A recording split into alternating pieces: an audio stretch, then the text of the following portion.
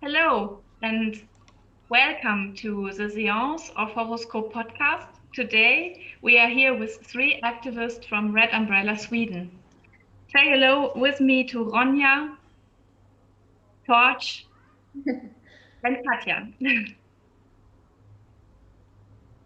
Red Umbrella Sweden has emerged within the last 6 months, starting at a beautiful summer party last year. It now counts 60 members. And first of all, I would like to introduce our three guests, starting by Ronja. Ronja is a sex worker and an artist. She is an award-winning filmmaker, and you can find her on Instagram at Film. We are going to put that later into the show notes, so you can find it easily. The next one is Torch. Torch is a sex worker in Sweden and a European migrant.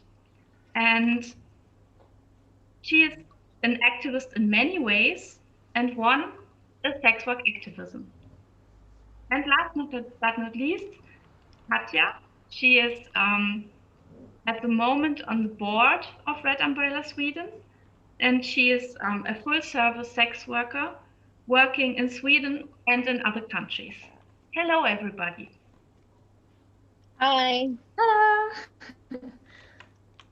So we are going to start with the first question for you guys. And is how can you describe the current situation in Sweden for sex workers? In comparison to 2019, what has changed in 1 year of the pandemic? And Posh, would you like to answer that question for me? Yeah, can I start? I would say basically it's been a lot less clients, and it's been a weird, we've been lucky that we still are able of working. But before in Sweden, there was no shortage of clients really for most people. And now it's been actually, and it's been kind of weird because it's not only been because of the pandemic. Like in the beginning of the year, or March, April, beginning of the pandemic and such, like clients were a bit trying to push some boundaries and blah blah blah. It was a bit weird, but it kind of stabilized for a bit. But then it was through the whole, more than the pandemic affecting us, it's been that through the whole year, the cops and the media have put a lot of attention on us. And everybody, basically clients are more afraid of getting a fine and getting caught by the cops than catching corona. So that's how it's been. And Sounds super stressful to me. Later on, we are going to talk a bit more about policing sex work and about the organizations which contribute to that awful situation. But let me ask you, what are you actually doing as Red Umbrella Sweden right now? I think the main activities we do are very centered on the members and on sex workers in Sweden, because the stigma is so all encompassing. It's hard to talk to anyone about the fact that you sell sex in Sweden, and so it's really people are super isolated, not only from each other, like other sex workers, but from family and friends and from society. And so Red Umbrella Sweden fills a lot of those roles. So it's for some people it's very close friends or almost like a family. And then we also do the things that I think personally that society should take care of, acting like a social service, security, sexual health tips, safety, all of those things. And we have channel where you can post pictures of your cat. It's very popular. So when you compare it to Germany, for instance, we do have a lot of counseling centers and everything.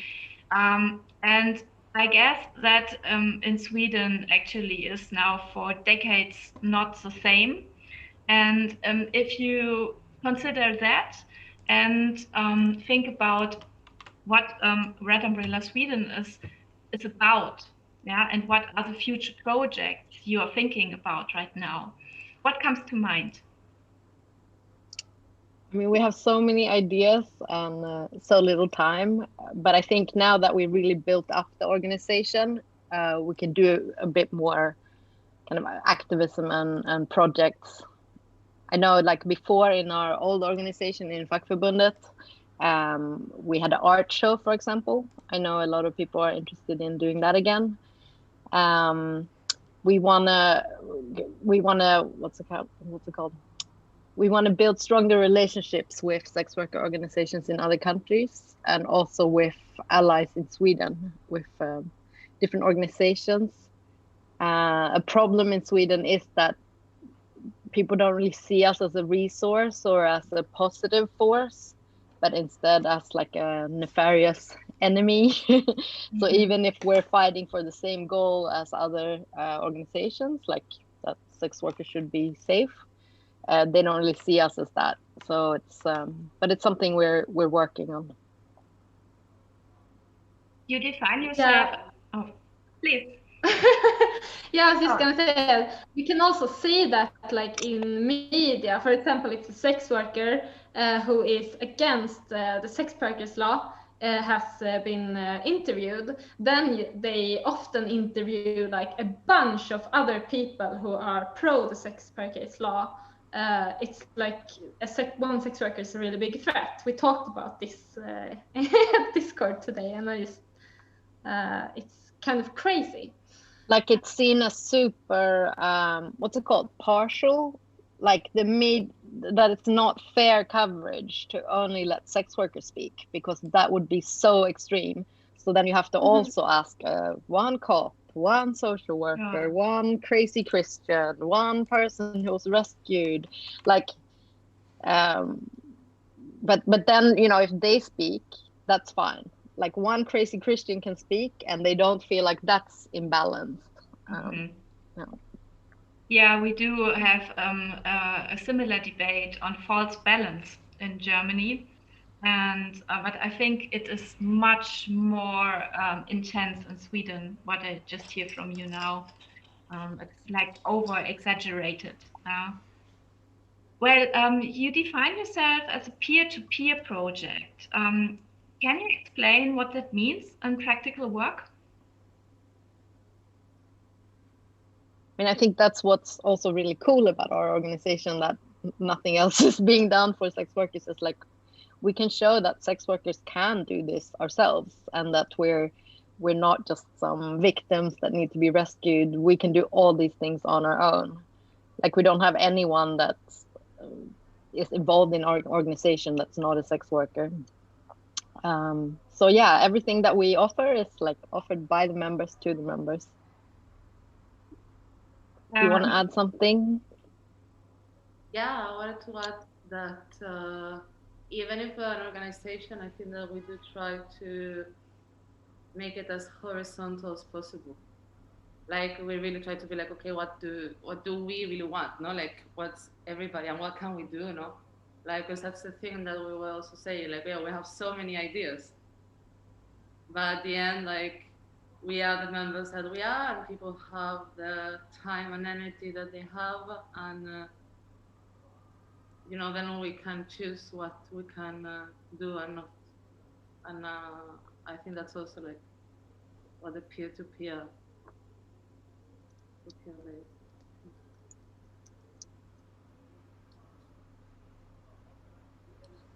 So no hierarchy, but just flat organization. Do I understand it right? Well, we do have a board, and we try to organize things in a certain way. But I mean, since the members are doing all the work, it's like really up to the members what we want to do and what we should focus on. But what we also, I mean, we have to remember all the time is that a lot of members come to the organization not because they want to come to some sort of activist work camp. It's like people come because they want support from colleagues.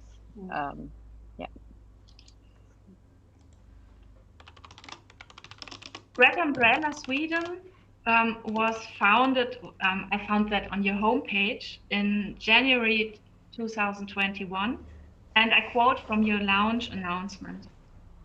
Consequently, a new organization has been born with a strengthened structure, reinforced anti-racist and democratic values, and a continued urge to fight for sex workers' rights.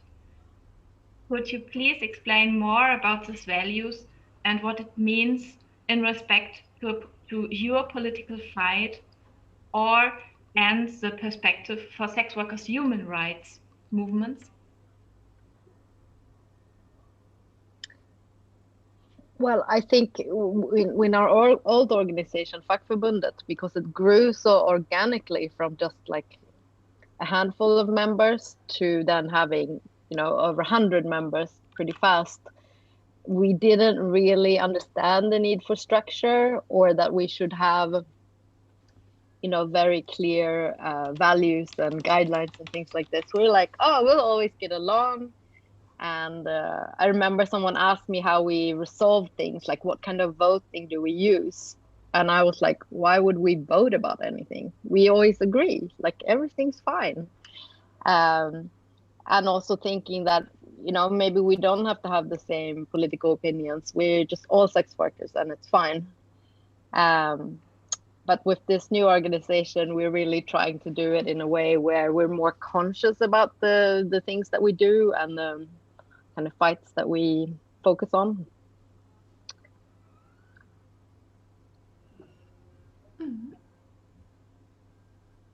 Well, I think it's in the last year we have seen a lot of debates about racism and like Black Lives Matter, and so I guess it is just obvious that there needs to be a strong stress or stressing or expressing that anti-racist focus. It's really very important. I mean, for us in Sweden, we are like almost 80% of everyone who sells sex here is a migrant. Like it would be ridiculous to talk about sex worker rights without talking about migrants' rights and about the way that the cops like racially profile people. If you're a woman and you travel alone into a country from another continent, then you are suspected of being a sex worker. If you try to get a hotel room or apartment, it's the same. And for us, it was very important to say, like, there is no fight for sex worker rights without the anti-racist perspective. And it's the same with like all these intertwined questions. My next question also focuses a little bit on that. And it is, in Germany, we observe a strong urge for more diversity within the sex workers movement. Is this reflected in the sex workers movement in Sweden? You said yes, just right now. But and how do you cater specifically for the needs of more marginalized or migrant colleagues? Yeah, I want to answer to this one. I think that like just as you were saying that in Germany you've been thinking more about that, and in Sweden has been the same. I think that Sweden sometimes has very like, oh yeah, we're anti-racist, but then you look at any organization and it's like, okay, where is not only the representation, it's like you're talking about everybody, but who's these people you're talking for? Like there's very little migrant and racialized representation all across the board. And in our organization as well. And the curious thing is that like, because in Sweden, basically the two only sex worker organizations or like, you know, prostitute organizations. It's like Inte din hora and us. And Inte din hora is like all of them are Swedes. Like I think there was only one person who was there who was racialized. And that person left. So this is the organization that's pro the Nordic model, right? Yeah, like that's the thing. Yeah. It's and this like when the media is talking about prostitution in Sweden, and they are using all this like, oh, most people are migrants and such, and then they're bringing like Swedish girls who like have a very also like different perspective, no? And they like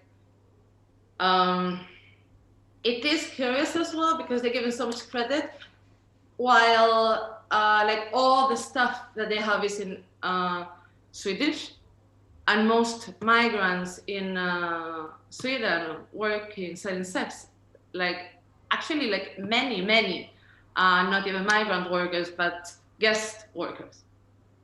So that's also like a different thing. It's not the same in all countries. No, for example, in Spain, there is a lot more migrant workers than guest workers. And this population, because it actually also happens, like it happens a lot in our organization as well, even if we try to be more inclusive and having everything, like not only in Swedish, but also in English, and trying to reach more people and such.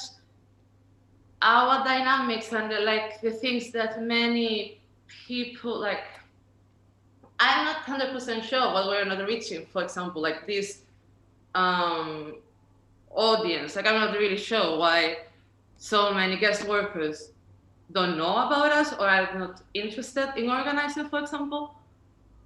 And that is something that, like, I mean, I'm glad that I think we all know that we have to work on it.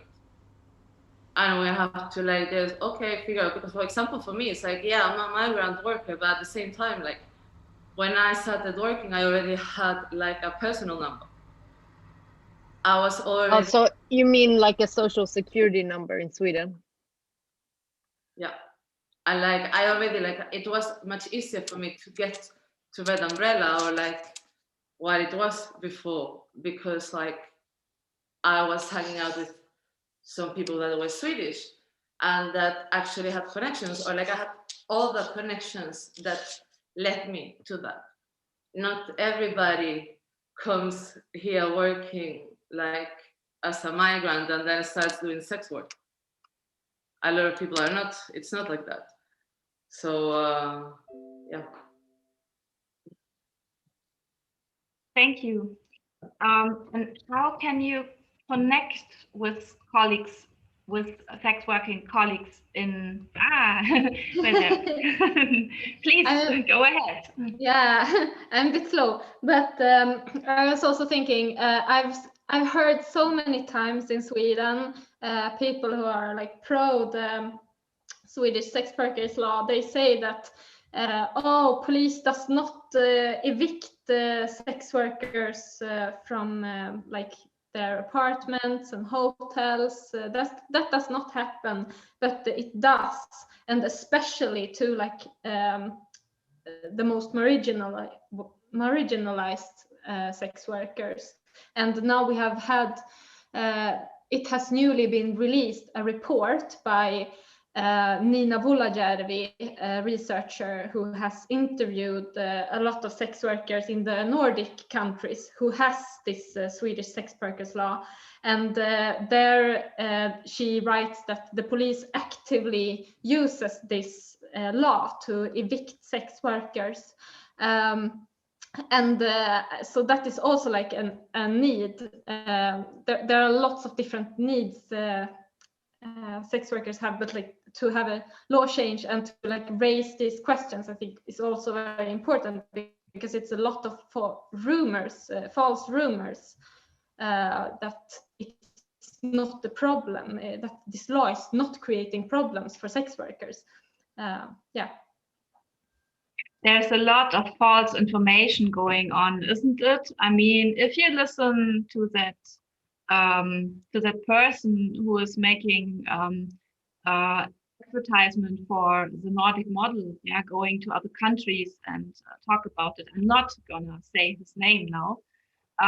You know, then you have the feeling that it is all good and all, you know, like rescuing persons. And if you then say, but you know, people are being deported every day, yeah, and evicted and thrown out of the country, and it's used to control migration, then it is, oh no, that's false information. And well, they really create like a picture, yeah, like a false representation and a false image. Can you agree to that? Yes, and also like I definitely agree. And this researcher has also interviewed police and social service, and they have also told about this work, how they work, and they also use the Aliens Act to deport sex workers because it's not an honest earning, because the buyer is criminal. So you're like uppmuntra.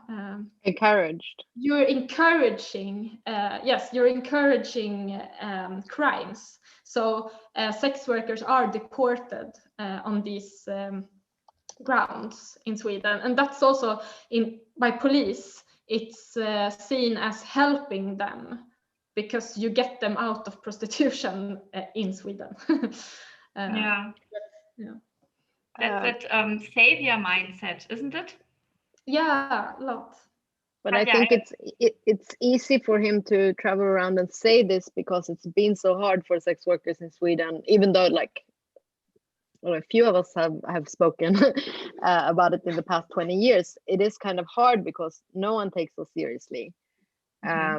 Like, of course, if you're in Sweden and you're a migrant or a guest worker and you just got evicted, like your last priority is to talk to media or to join some club of sex worker working for like the changing the law or something like that. And then as soon as you are someone who wants to talk to media, you are shifted in people's narrative and minds into the group of privileged workers, because only privileged sex workers would talk to the media. And so then everything you say is like disqualified. And then if you can't talk to media, you're in this group that other people talk for, and they can say whatever the fuck they want. And they do that daily, saying, you know, I'm speaking for these thousands of women who get, you know, forced. And that's very unfair because then he can just keep telling these these lies. Yeah. The whole strategy, this othering and separating sex workers. Yeah. Like, because there is as well a lot of selective policing, I think. Like in Sweden, there is very like Swedish workers and migrant workers use different pages, and of course the For advertising. Yeah, and of course the pages that are most surveilled by the cops is the ones for migrants. And yeah. Well, I just thought about another question, which is about finding allies. Yeah, you were in the beginning talking about that it is important to connect with allies, and when I listen to you guys now, I feel it's almost impossible to connect, or isn't it? Or how do you connect with persons supporting your human rights as sex workers? Don't look so sad, Ronja. Yeah, it's really hard. I mean, from the left to the right, it's hard to find someone. We have some on the very, very far right who would like to support us, but obviously we don't want to work with them. Yeah, sex workers or even people who support sex worker rights are now getting thrown out from the Women's Day organizations. Yeah, I think we do have allies here and there, but it's hard for them to speak out, because if you talk about these things, you could lose all your friends, you could lose your partner, you could lose your job. Like as a politician, it would be a political suicide to support sex worker rights in Sweden. So it's super tricky. I mean, we have our friends at the LGBTQ organization, but as soon as they speak about, like every time they speak about it, they have to spend days of like damage control because people get so angry. But we have some people here and there, and I am hoping it will grow. Mm-hmm. Yeah. Well, I feel that we are from the beginning. We started the stream. We are talking about stigma, isn't it? Yeah. And so the next question is, what would you like to let us know when it comes to stigma, and especially in Sweden? Yeah, can I just say first that there are actually like a politician guy who wrote openly on Facebook that he was like pro sex worker rights, and then he lost his job. So it's even to that extent. But I can say something about stigma too. And I want to get back to what Katya said about like media, because it is a lot about how people view sex workers. First of all, there is this problem with the stigma. It makes you not able to tell everything about your life. You can, because you have other people you have to protect from the stigma, because it like if I have stigma, then someone else close to me will also get stigma. So no one can really get a personal picture, portrait of a sex worker, and that's a big problem. So that also makes it it's a big distance between like civis and the sex industry, because sex workers are either the broken whore or the happy hooker, you know, the whore Madonna complex. And if you tell, for example, a journalist a too complex portrait of yourself, they might start to like censor you, like censor you. I want to introduce a new word in the Swedish vocabulary, which is censorship. So that's when you when a sex worker can't be fit into the broken whore or the happy hooker because it's too complex. So you like censor some things, and then like, oh, I just see this big trauma here. Oh, you're the broken whore, or oh, you must be a really ignorant happy hooker who believes exploitation doesn't exist. Things like that. It's very often these two things, and that also makes people afraid to talk. We also have a lot of people who want to use sex workers to present their own, use sex workers in debate and to check, is my picture of the broken whore correct?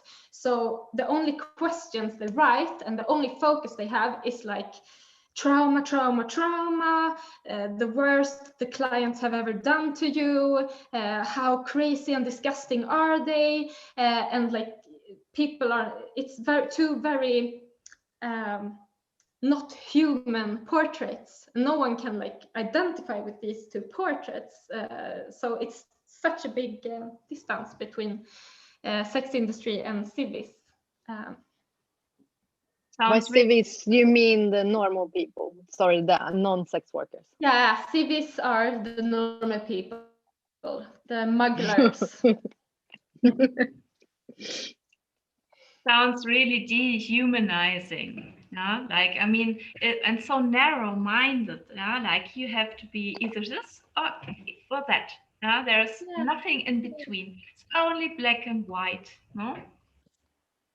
Yeah, and I'm not sitting here saying that oh, people can't have traumas and people can't have really bad experiences, but that's not the point. The point is it's only focus on that, and it's almost like people just want to hear this because they really want to feel something, and so sensationalistic, and it's a bit disgusting. It's like trauma porn. It's using sex work, and they don't pay for it. It's I don't think they see how they use sex workers when they do that. Yeah, it's really abusive. Yeah. And the whole idea, sorry, the whole idea of this model, it was claimed, was to move the stigma from the sex worker to the client. That was one of the points. But I mean, we know now that's not possible. Like when you put this intense image of that buying sex is always violence, and these people are perpetrators, they're evil men, they're just want to put power and violence on women, then what is on the other side? That's us. And being a victim is super stigmatized. You know, like I would rather have this old view of the sex worker as a bad bitch, like a rebel who's like, you know, doesn't care about the rules, or like steals people's money or whatever, like that we have in some other countries, and it maybe used to be like that in Sweden, than someone that people just feel sorry for and wants to rescue. Like that is not, it's not something people want to be. Like none of us want to be a victim, and it's very hard to own up and say that and to talk openly about that. And they've really put us in this box where like no one wants to put their hand up and be like, I'm that whore. Yeah, and I mean the 20 years of the model, now a majority in Sweden want to also criminalize us. Like it really didn't work out that way if that was the intention. Also, like, I think that it wastes a lot of time. It's like whenever we're talking in the media and such, or anywhere, whenever we want to talk about sex work, it's like everybody just want to be like, oh no, but it's not about you, it's about the clients. And then we don't like deal with like the actual shit and problems and situations that we're dealing with, but we have to like, we have to make men stop buying sex. Like, okay. And like you said, that's not even working, Torch, when you were like, well, it used to be in Sweden, we always had so many clients before the pandemic, right?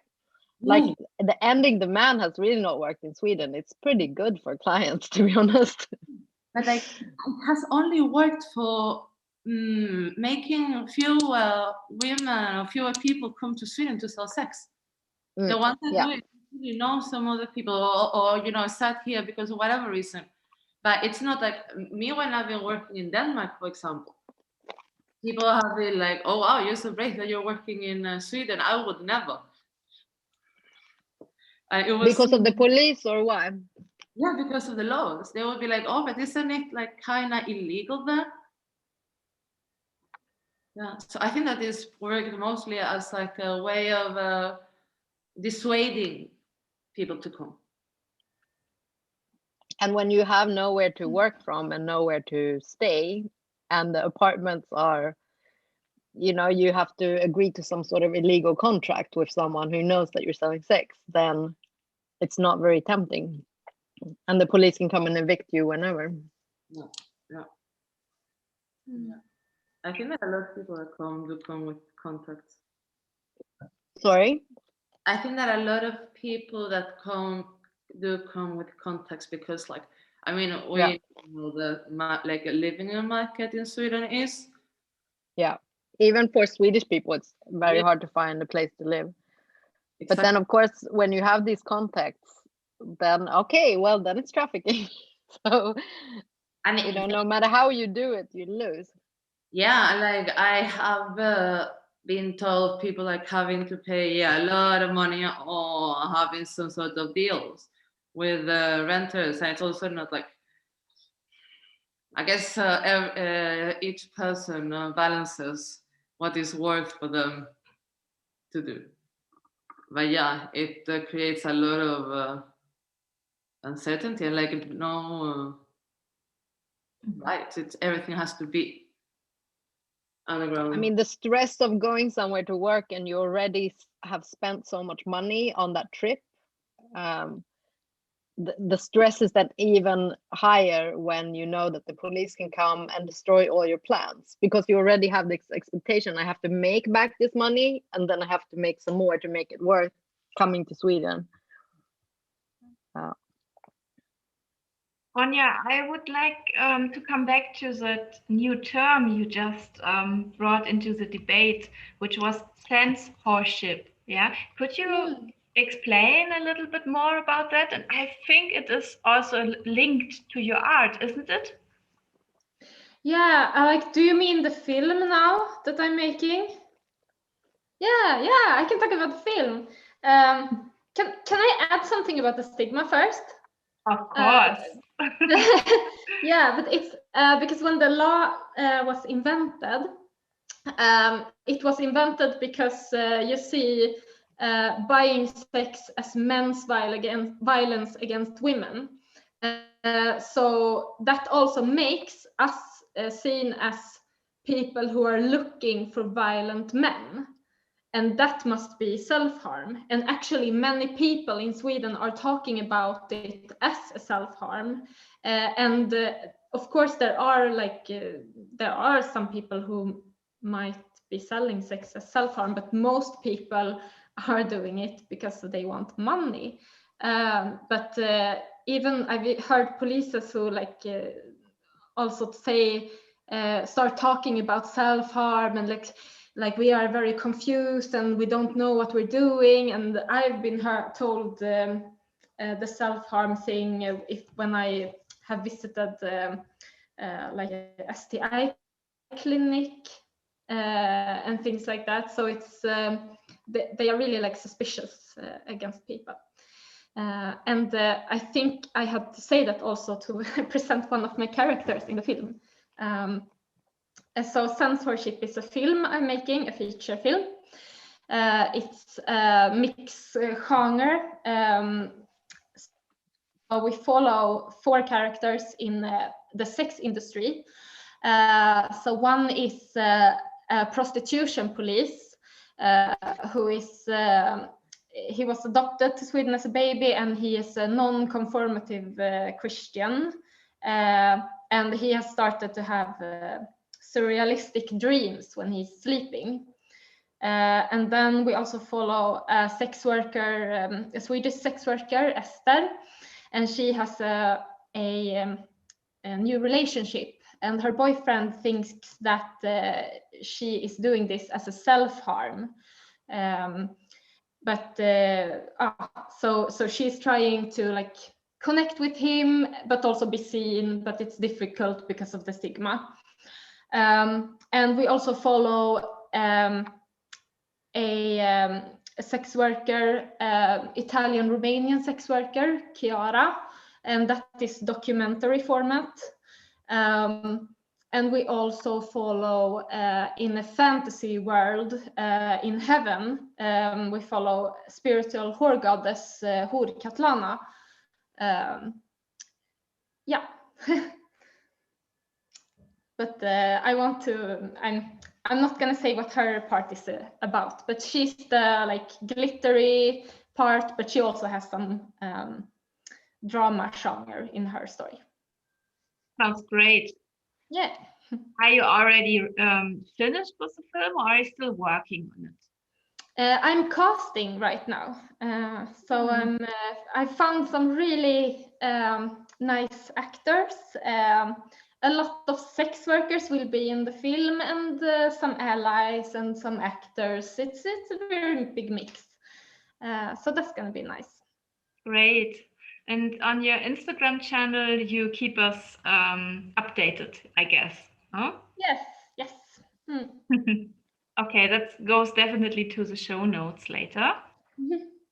And now about the term censorship. Yeah, I mean, I think it is a very nice composition of censoring, yeah, and about the term whore.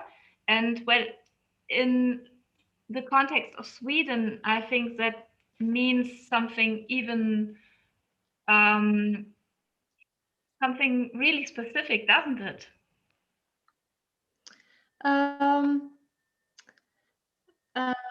Yeah, I guess people are definitely not listening to sex workers, and because of the stigma, it's more difficult to like even speak up. And also we have this broken whore, happy hooker categorizing that is very, very strong in Sweden. Did I understand your question right? Yeah, you did. Yeah. Let's talk about the other side of the the persons who are going to be rescued. Yeah, then we can talk about the savior mindset. Yeah, because in all end of demands politics worldwide, we can observe a strong savior mindset. And how does this affect the debate about sex work in Sweden? And what are your thoughts about victimization?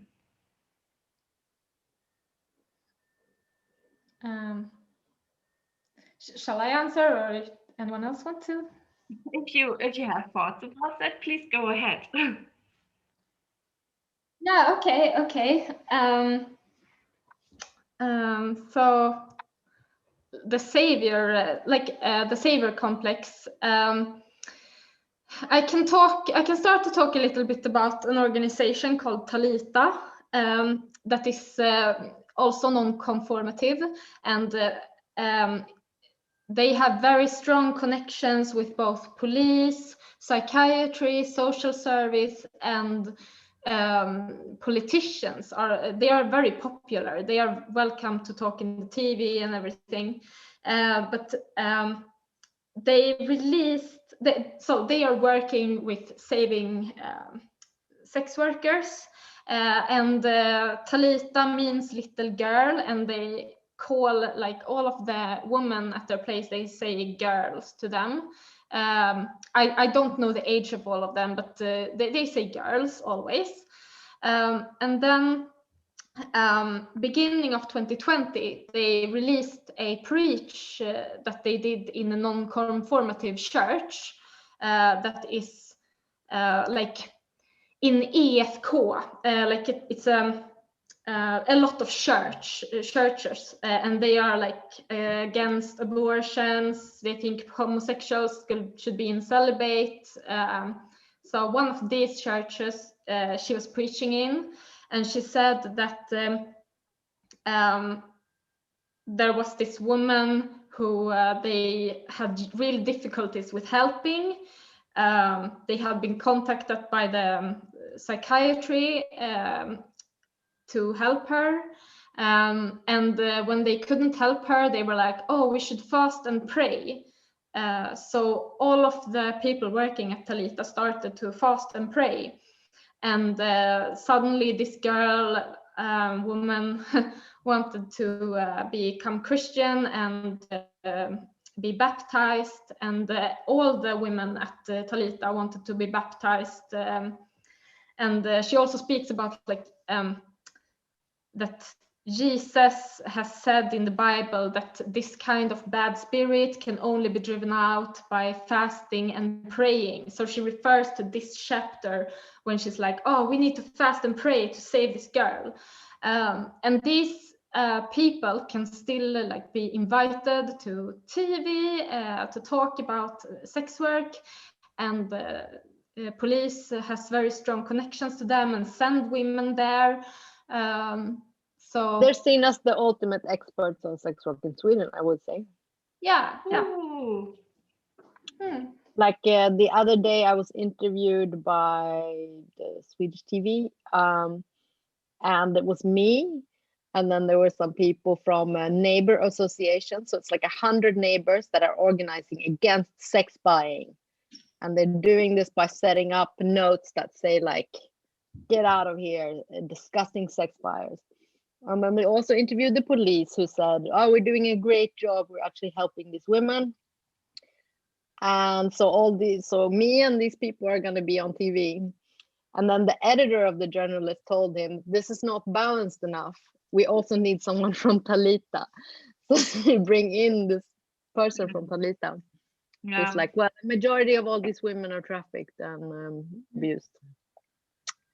But I think there is a need for a program that helps people who want to quit the sex industry.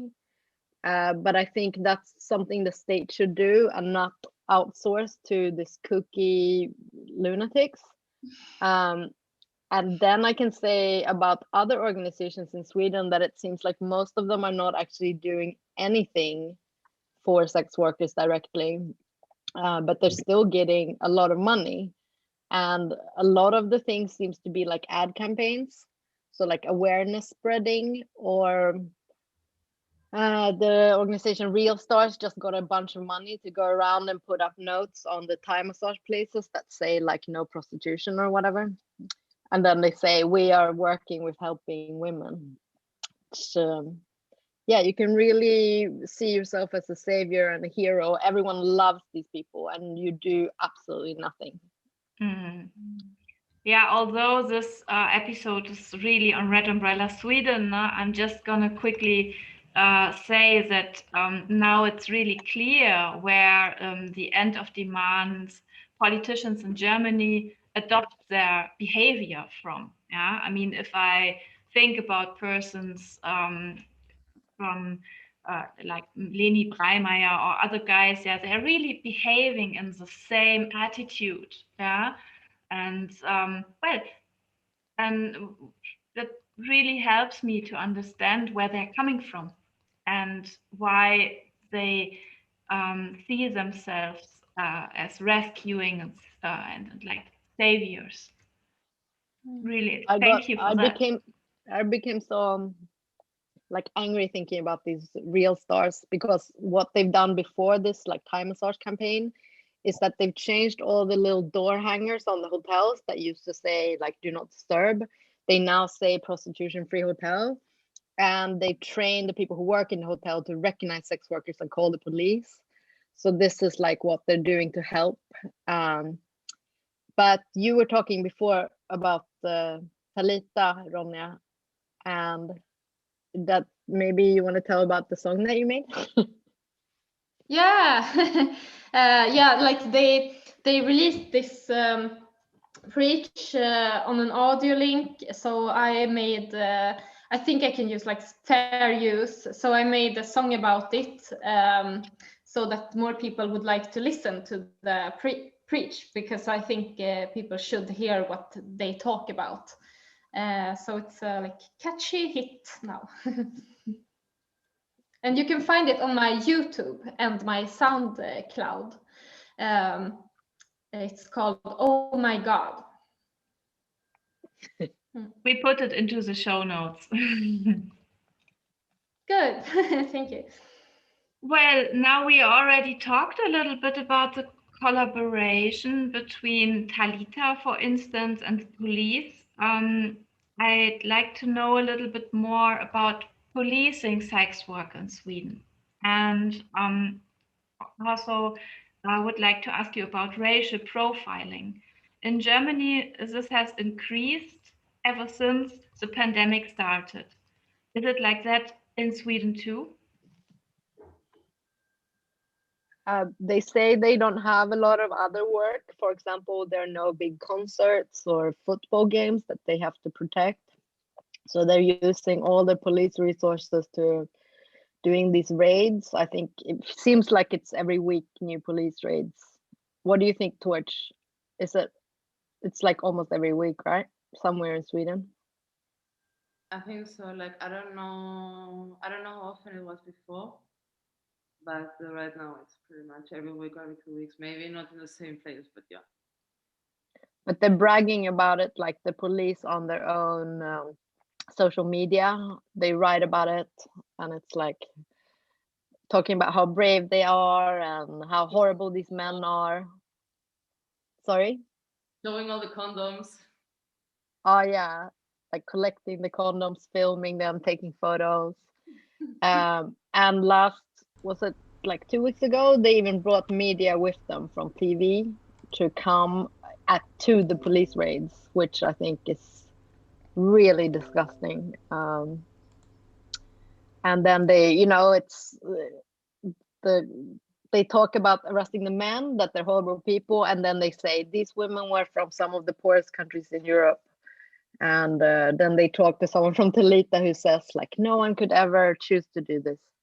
The end.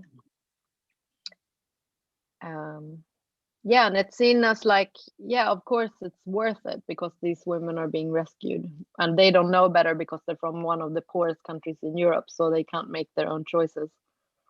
They don't go so much after Swedish people because Swedish people tell them to fuck off. Yeah. And also Yeah. because it is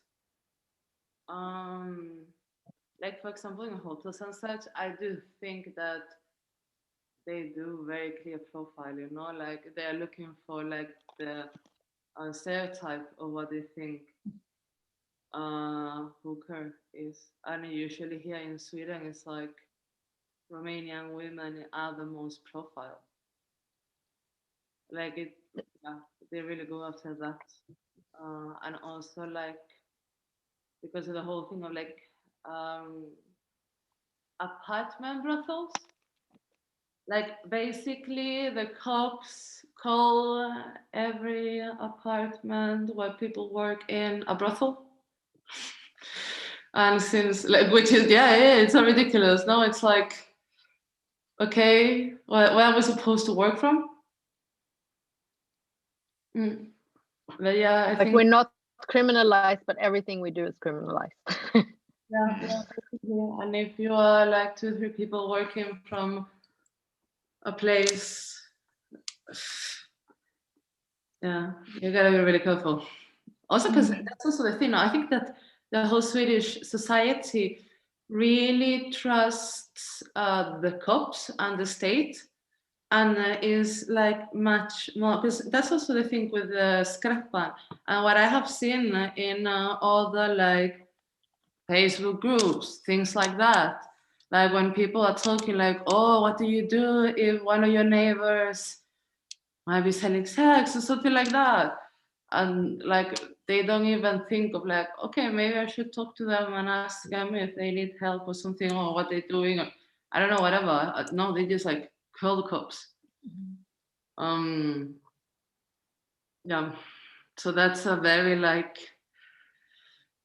it's like if you're selling, if you're working in Sweden, you have to be like super careful of everything and everybody around you, and like being super like, so nobody around you realizes and such. There's been so many hotels and Airbnbs where people have been like thrown out directly after, how do you say, checking in? Because they've been like the owner has looked them up on the internet, and they've been like, oh, you're on this page, so get out, and no refunds. Yeah. Yeah, well, what I understood now is that there is a lot of, can you tell it, denunciation? I mean, people denouncing to the police that there might be a person selling sex working, or is it that the police is searching in the advertisements of people selling sex and get ideas where they are based, or are there like in Austria they say agent provocateur, like how do you say, They're not allowed to do this kind of entrapment, where there's like a fake sex worker, but they do the other two things. Okay. They pretend to be clients. Yeah, they can pretend to be a client, and then they get your address, and then they stand outside and arrest. They wait for the client to go in and have sex with you, and then come out, and they take him. Then they wait for the next one. So this has actually upset some people because they're like, why does the police let these women get raped? Yeah. It's as if they didn't care about us. Yeah, like newsflash, they don't care. There was something about the cops this year that I got really angry about, because like in May, I think it was April, May, there was a guy that went between Gothenburg and Stockholm. Like there's a lot of different towns there, no? They was going through all these places, booking escorts and raping them, and I think robbing them. And many months later, because this I remember I saw it in one of the, like I saw it somewhere. I saw it in a group, and many months later, the cops were on one of the advertising pages. They were on the forum and asking for information about this man, and like we were supposed to contact the human trafficking like department of the police, and it was like this man has been raping and robbing people, not trafficking anybody. Why is it that when sexual violence happens to sex workers, we have to go through the trafficking department of police? Yeah. Yeah, thank you for that insights. I mean, even though in Germany sex work has been illegalized now for almost, well, in some parts of Germany for a year now, it's very hard for us to imagine how the situation in Sweden is. And I think even if we read some articles or follow on scientific reports or researches, yeah, then it is not the same than hearing it from our colleagues based there.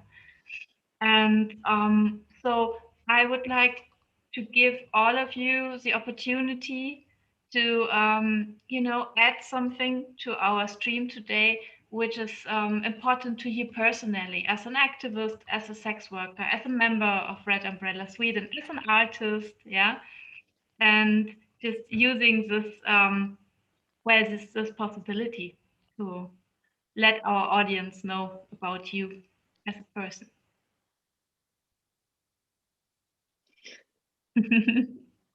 We haven't talked about that question before, but I feel now I would like to.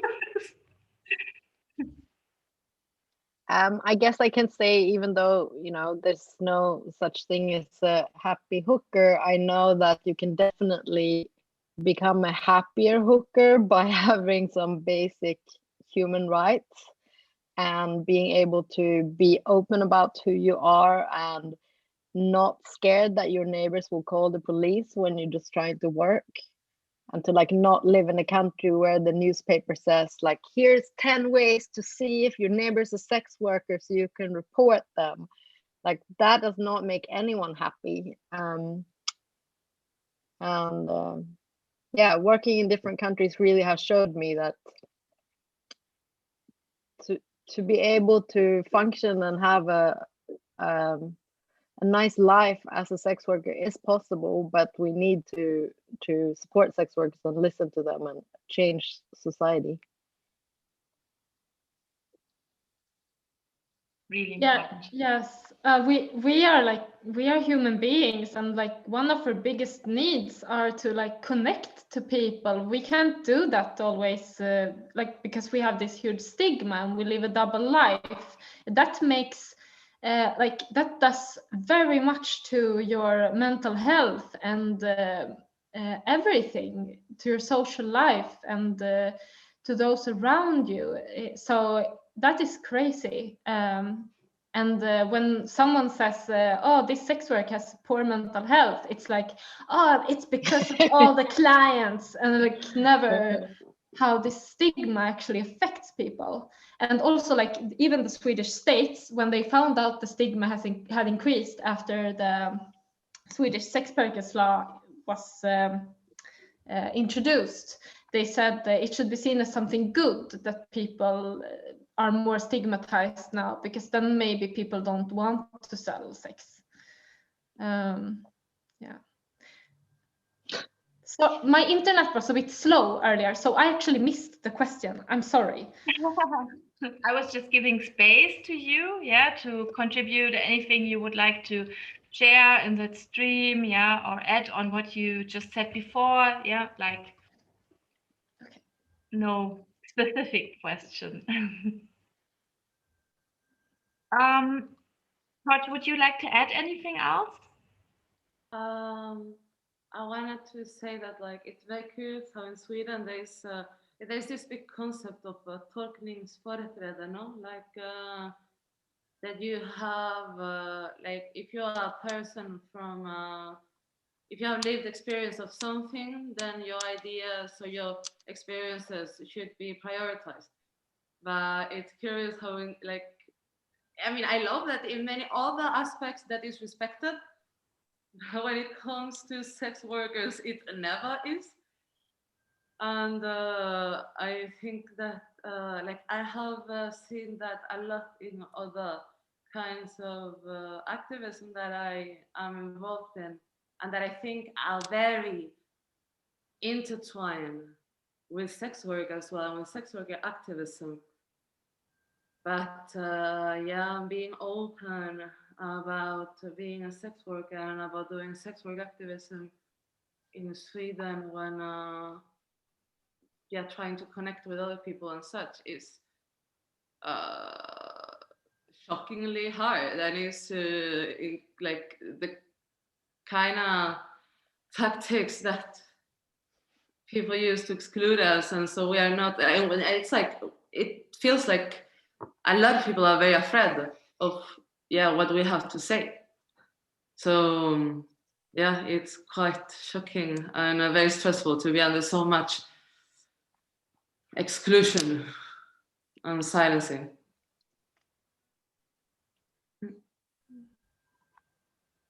I also want to say hi to all the members of Red Umbrella Sweden that I know are watching us right now. Hi! And some are watching with their families, and that's really nice. Wow. Yeah. Well, let me ask you about how can we support you, or how can we support the work of Red Umbrella Sweden now in the future? What are you looking for? As soon as we get a bank account, you can send us money. We, like all Swedish banks, said no to Fackförbundet, but hopefully Red Umbrella Sweden will have more luck. Then we will take donations, not from you guys, but from other who might be looking. And what did you say, Ronja? Allies. We need allies.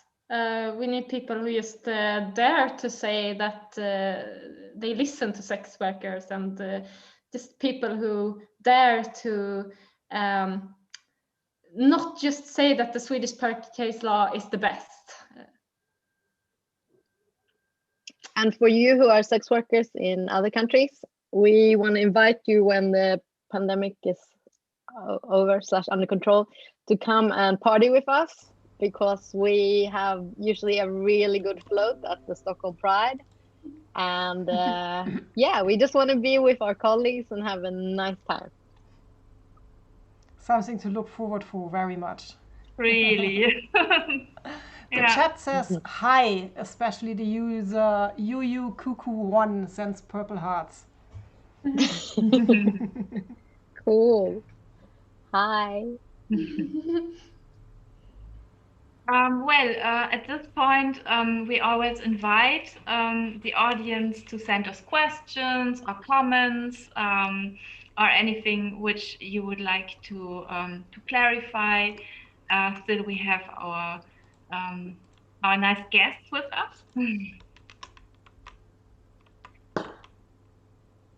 At the moment, I don't see much engagement in the chat, but while everybody is probably wildly typing their questions or their greetings or their comments, I want to invite all the viewers to come and check out the website. And we are going to publish this stream as a video on YouTube, on our YouTube channel. And consequently, also, it will be showing on our website in a couple of days. So please feel free to come and check out the website. And please feel free to join the YouTube channel as well. Do people have to see it within a certain time? Like, is it like, hurry up, or will it be there forever? In the next 2 weeks, you can see it on Twitch. After 2 weeks, Twitch is going to take the video down, but I'm going to publish it before that on YouTube. And as long as we are allowed to have a channel on YouTube, we are going to have it on there. And if you're kicked off YouTube for some weird policy reason, then we'll find ways to host the videos elsewhere. So we hope that they can be seen a long time, unless you guys have any objections. We will watch it and see if it's if my hair looks good enough. Maybe we'll let it stay. In that case, we are good. Okay, the chat is quiet. Everybody is like speechless by your great input. Okay. Well, we're really happy that you invited us.